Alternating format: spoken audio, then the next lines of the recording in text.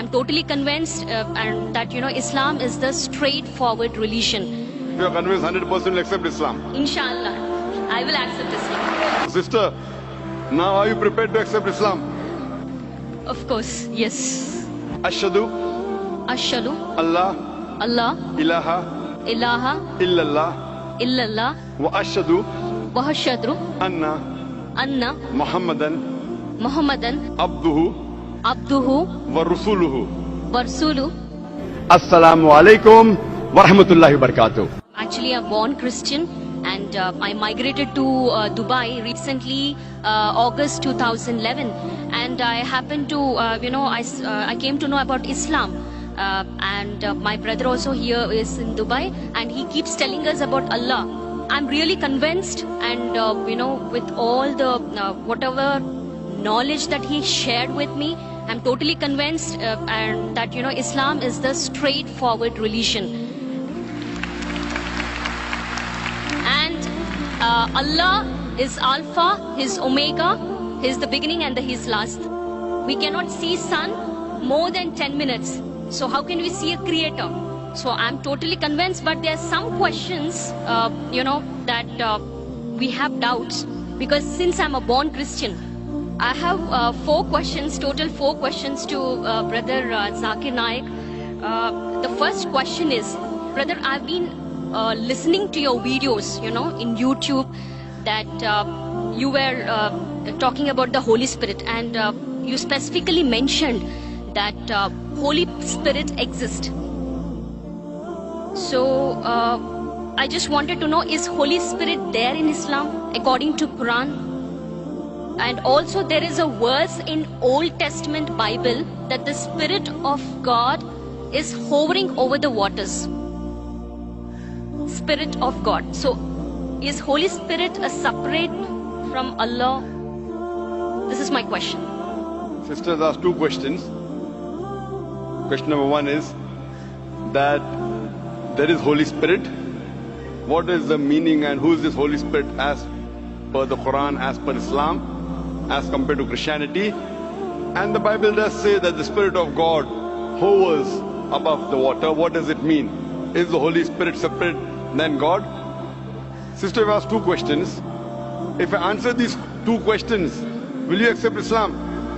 I have totally 4 questions. So okay, so you want me to answer the first 2 and then you'll ask the next 2 questions? No, yeah, absolutely. I'm 70% I'm convinced, whatever knowledge that my brother shared with me, and I've been watching your videos, I'm 70% convinced. I'm being very honest and very transparent. So inshallah, if the 4 questions are answered, yes, if you are convinced 100% you'll accept Islam. Inshallah, I will accept Islam.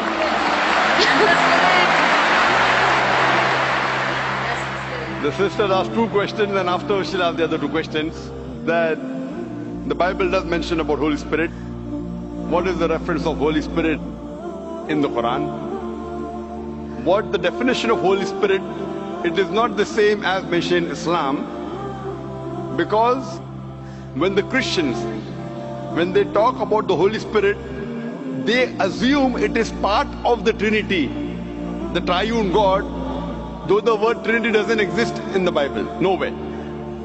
The Father, the Son, and the Holy Spirit. When they say Father, they think about Almighty God, like a Santa Claus sitting in the heavens with the earth at the footstool.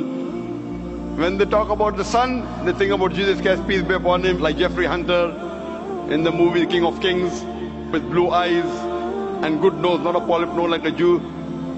When they talk about the Holy Spirit, they think about dove that came in Pentecost, or when Jesus Christ was being baptized. What is the Spirit that's mentioned in the Quran? What I believe is Quran talks about Archangel Gabriel. You are one of the angels sent by Allah subhanahu wa ta'ala, and one of his roles was to get the revelation to Muhammad sallallahu alaihi wasallam, and many other roles he has got. So we believe in the Archangel. So like that, if you say that there is a Spirit, we have no problem. But he is not part of the triune God. And both are separate. The angel, the Archangel Gabriel is separate than Allah subhanahu wa ta'ala. And the Spirit even mentioned in the Bible is separate than Allah subhanahu wa ta'ala. They aren't joined. This is the teaching of the church. Because the word Trinity doesn't exist anywhere in the Bible. But if you read the Quran, the Trinity is mentioned twice in the Quran. In Surah Nisa chapter number 4, verse number 171, where it says, وَلَا تَقُولُوا ثَلَاثَةً. Don't say Trinity. إِنْتَوْ خَيْرٌ لَكُمْ. This says stop, it's better for you.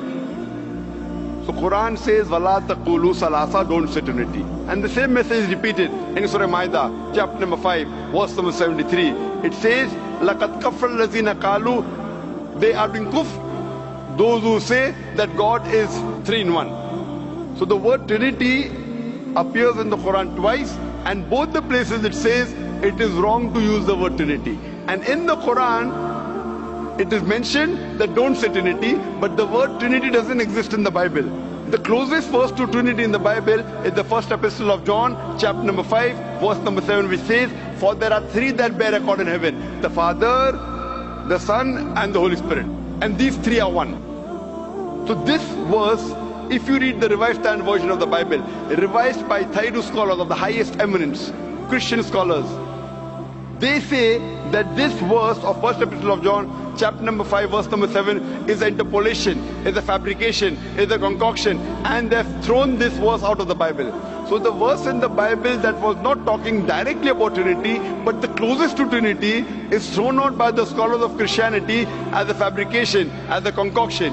So but naturally the Spirit and Almighty God, they're 2 different entities, they're not the same. And in the Quran it talks about Archangel Gabriel, he is the angel of Allah subhanahu wa ta'ala. Hope that answers the question, sister. Yes, brother. I would like to know your other 2 questions. Yeah, my third question is, which is related to Holy Spirit only. All the prophets, all the man of God like Prophet Abraham, Prophet Isaac, and Prophet Moses, peace be upon them. All the prophets, they used to intercede with Allah. They used to interact with Allah. So to interact with Allah, because they are all the chosen ones, they must be gifted by some strength. It might be the grace of God. So it is a power. There is that some power so that they are able to interact with Allah. So what is that power? So what is my understanding? I mean, what was my understanding all these days was, with the help of Holy Spirit, all the prophets were interceding with Allah. Is that true? Sister has the question that the messengers of Allah subhanahu wa ta'ala intercede with Almighty God. Then she said interaction with Almighty God. Sister, the English word intercede and interaction are 2 different things. So is your question intercede or interaction? Intercedes. Intercede means that someone intercedes on somebody else's behalf. Someone intercedes on somebody else's behalf. Now this you have to realize that when you speak to Allah subhanahu wa ta'ala, Allah subhanahu wa ta'ala does not need anyone to intercede. The Quran says in Surah Ghafir chapter number 40 verse number 60, you ask me and I will answer your prayer. Allah subhanahu wa ta'ala does not require anyone to intercede with him. Why? And people give the example that when you go in a court of law, when you're presenting your case to the judge, you hire lawyers.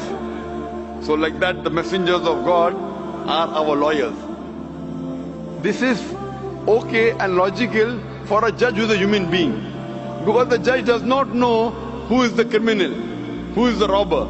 So the lawyer helps the judge to understand who is a criminal, who is a robber, who is not. But Allah subhanahu wa ta'ala has ilm ghaib. He does not require anyone to prove to him who is good, who is bad. So it is wrong to say intercede. Yes, someone can pray. A messenger can pray for other human beings. And Allah says in the Quran that Allah subhanahu wa ta'ala does not require any intercession except who He wills on the Day of Judgment. So on the Day of Judgment, Allah says He will give permission to certain people to intercede. And this, there are hadith saying that this special favor will be given to Prophet Muhammad, peace be upon him. So what we know from the history of all the other scriptures, as well as the Quran, as well as the hadith, that the messengers of God, they interacted with Allah subhanahu wa ta'ala. They prayed for others. But if we use the Prophet to intercede, That means if I pray that if I go through this prophet, following the commandments of prophet is good. But if I pray to somebody else besides Allah subhanahu wa ta'ala, that's what many of the human beings do. They pray to human beings saying they are closer to Almighty God. So if we pray through Him, God will accept our prayer faster and better. This is wrong. We have to pray to Allah subhanahu wa ta'ala directly. These prophets of God, they are messengers. Yes, they have special powers. They have special powers. They can speak to Allah subhanahu wa ta'ala. And Allah subhanahu wa ta'ala chooses certain men amongst men, chooses certain men to communicate His message to the other human beings. These chosen people of Almighty God, we call as prophets or we call as messengers of God. So Allah subhanahu wa ta'ala selects certain human beings in the world to communicate His message to the other human beings. These are called as messengers of God. So there is communication between the messenger and Allah subhanahu wa ta'ala. But that does not mean that human beings can use these messengers to intercede. That if they pray to these messengers, Almighty God will listen to us. This is the teaching of the church. That you believe in Jesus Christ, peace be upon Him, and all your sins will be forgiven. This concept doesn't exist in Islam and doesn't exist even in true Christianity. It is the teaching of the church, sister. Hope that answers the question. Yeah, my final question is, in New Testament, in one book of Acts, Paul mentioned about tongues. What do you say about tongues in New Testament? According to Islam, is that it's totally eliminated, it's not there, or the gift of tongues existed at that time? Sister asked the question that Paul said about tongues. If you give me the reference, I'll be in a better position. There are many things mentioned in the Bible about tongues. There are many verses in the Quran which speaks about tongue. If you give me the reference what you're talking about, I'll be in a better position to reply to you. But generally, there are many statements in the Bible talking about tongues. And also says, if you read the Gospel of Mark, it says that anyone who is a believer, he will be able to understand foreign tongues and speak foreign tongues. That means if you are a believer in God, then you can understand foreign languages and you can speak foreign languages. So that's what I did when I had a debate with Dr. William Campbell. I gave him a 100-rupee note. And the Indian 100-rupee note, as you may be aware, since we have got 22 official languages, I read in English 100 rupees, Hindi says 100 rupiah. I asked him to read the other 20 languages, if he's a believer, and he could not. There are many references in the Quran talking about tongues. If you read the Quran says in Surah Rum, chapter number 30, verse number 22, that Allah subhanahu wa ta'ala has created the human beings in different colors and tongues so that you should recognize each other, so that the men of understanding will understand. Furthermore, the Quran says that on the day of judgment, your tongues, your organs, your hands, they will be witness for you. What you did right, what you did wrong. There are various hadith of the Prophet talking about the tongue. So there are many references in the Quran talking about the tongue. There are many references in the Bible that talk about tongue and how to test a believer. Hope that answers the question, sister. Thank you. And my final question. Okay, I have a Muslim friend and he suggested me to read Bible Old Testament. Okay, he specifically mentioned to go through the Old Testament in Bible, and then he said read Quran. But as you mentioned specifically, that Quran is the final revelation given by Allah. So as a Muslim, what do you suggest me? Because my friend, being a Muslim, he said follow Bible Old Testament and then read Quran. So sister asked the question, one of her friends told her that first read the Old Testament, then read the Quran. Sister, it's not the must. If there is something like the Old Testament and the New Testament, then there's something like the last testament, the Quran. So when the Christians say Old and New Testament, this is the last and final test of Allah subhanahu wa ta'ala. Now I am asking you the question. Suppose you have different versions and editions of a book. For example, you have gone to a medical college. Other than a medical college, you know, Prophet Zakir wrote some books. And his book had first edition, second edition, third edition. So would you read the first edition or the latest edition? Of course, I'll go for the latest. That's correct. Yes, if you really love the first edition, you know, I'm a fan of the first edition, then I said, no problem, read the first edition, then read the last edition.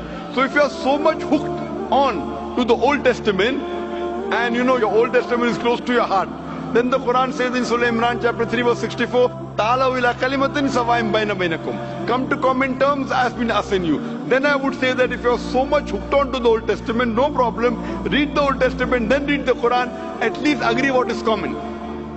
And when we read the Old Testament, New Testament and the Quran, we come to know that the thing that is common in these scriptures is that there is one God and He deserves to be worshipped. He has got no image, He is not begotten. It further says that Jesus Christ, peace be upon him, is not God. And both the scriptures say that the last and final messenger is Prophet Muhammad, peace be upon him. So sister, now are you prepared to accept Islam? Of course, yes.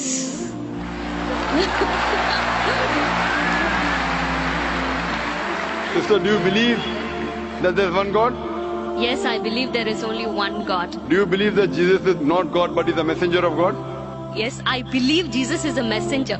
Do you believe Prophet Muhammad is the last and final messenger? Yes, I believe Prophet Muhammad is the last and the final messenger. Sister, is there anyone forcing you to accept Islam? Sorry? Is there anyone forcing you to accept Islam? No, nobody is forcing. Are you accepting out of your free will? Yes. Because in Islam, to force anyone to accept Islam is haram. It's haram in the religion and it's haram, it's prohibited in most of the countries, I believe even in Dubai. To force anyone to accept a religion is forbidden.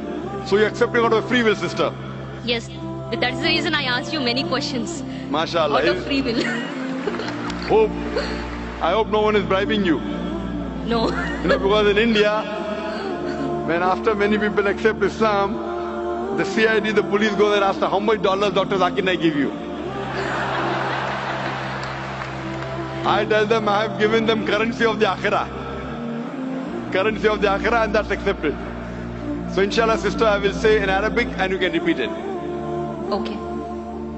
Ashhadu Allah ilaha illallah wa ashhadu wa ashhadu anna Muhammadan abduhu wa rasuluhu. I bear witness that there is no God but Allah, and I bear witness that Prophet Muhammad is the messenger and servant of Allah.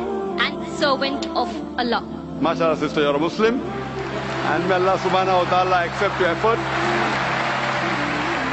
And I pray to Allah subhanahu wa ta'ala that to guide you further and inshallah give you the best in this world as well as the akhirah and grant you a place in paradise, inshallah, sister. Thank you. May peace, mercy and blessings of Allah subhanahu wa ta'ala, of Almighty God, be on all of you.